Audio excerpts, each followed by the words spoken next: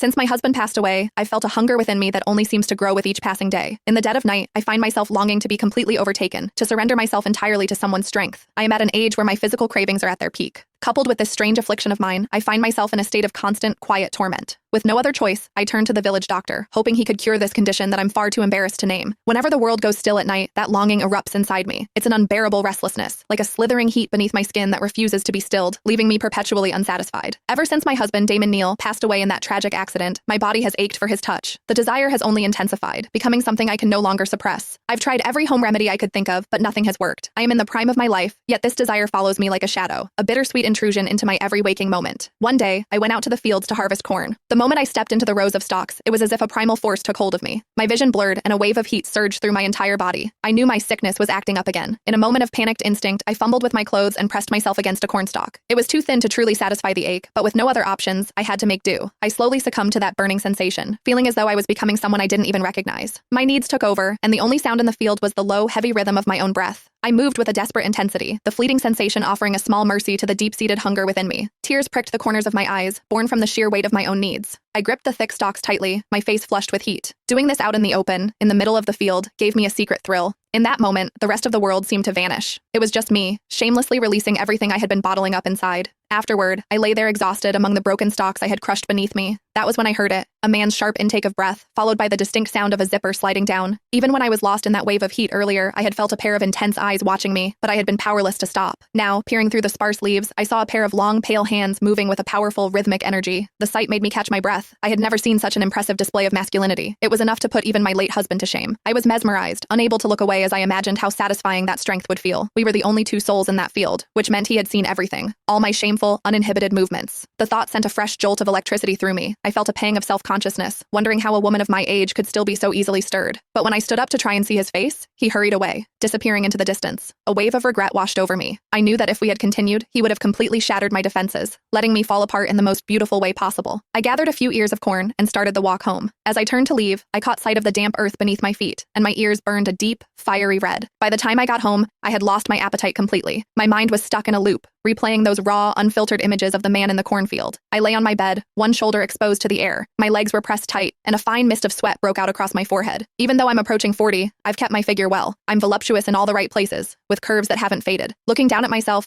I couldn't help but sit a little straighter. Summer had arrived, and for some reason, my condition was only getting worse. I had heard that a new doctor had moved to the village, a man named Roderick Walker. Biting my lip, I weighed my options and finally decided to seek help. If this continued to escalate, I feared I wouldn't be able to lead a normal life. Early the next morning, I dressed and headed to the clinic. When I arrived, I was startled to find that Roderick was tall,